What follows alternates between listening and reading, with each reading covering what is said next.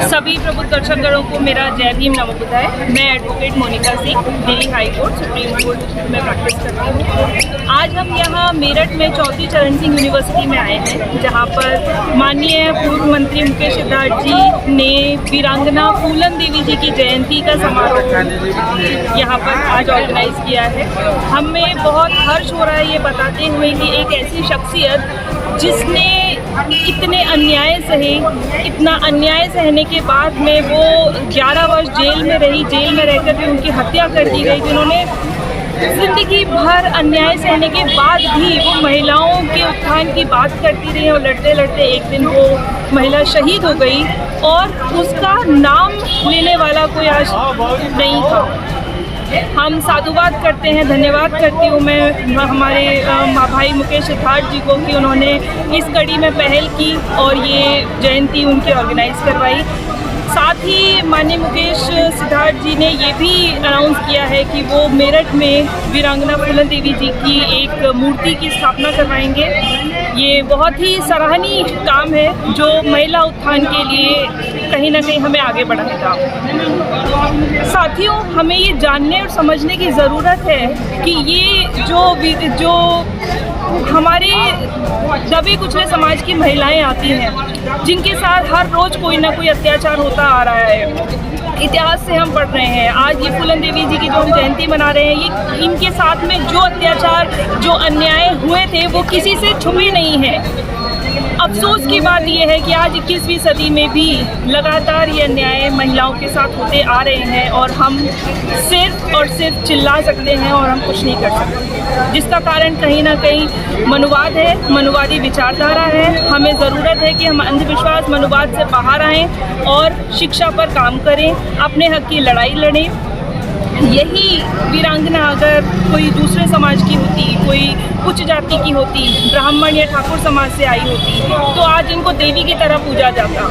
लेकिन अफसोस की बात है कि कोई समाज में इनका नाम लेने वाला पैदा नहीं है। हम धन्यवाद करते हैं मुकेश सिद्धार्थ जी को, हिमांशु सिद्धार्थ जी को, छात्र नेता शशिकांत गौतम जी को कि उन्होंने इस पहल में कदम उठाया और हम आगे तक जिंदगी भर उनके साथ में रहेंगे। जहां तक भी वो चलेंगे हम उनके साथ कंधे से कंधा मिलाकर इस मुहिम को आगे बढ़ाते हैं। देश में आज भी महिलाओं पर अत्याचार लगातार हो रहा है।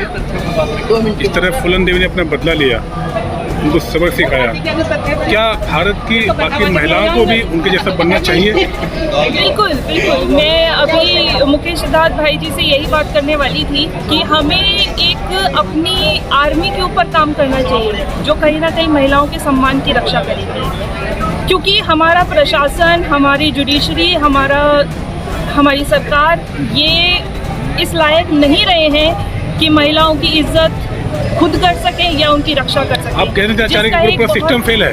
पूरी तरह से जी पूरा सिस्टम फेल है। चाहे आप पिरजपुर कांड ले लीजिए, चाहे आप मनीषा वाल्मीकि जो बहन थी उसका बलात्कार हुआ था, बलात्कार करके उसकी हत्या कर दी गई, आज तक उसके दोषियों को सज़ा नहीं मिली है।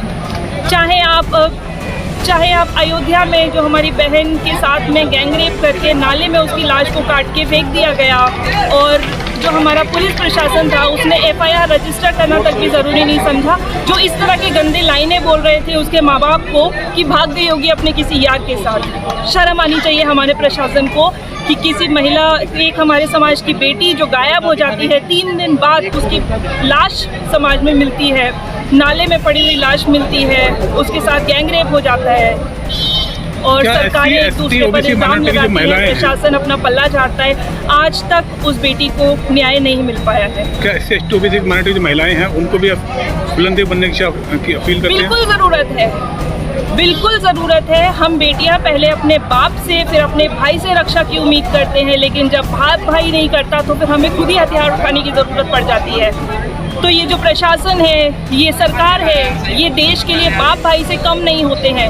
अगर ये लोग हमारी रक्षा करने में असमर्थ हैं तो हमें चाहिए कि हम खुद हथियार उठाएं, हम अपनी एक आर्मी बनाएं और जहाँ भी जिस भी बहन बेटी के साथ कोई अत्याचार हो, अगर हमारे पास ऐसी कोई खबर आती है तो उस इंसान को सरेआम गोली मार देनी चाहिए।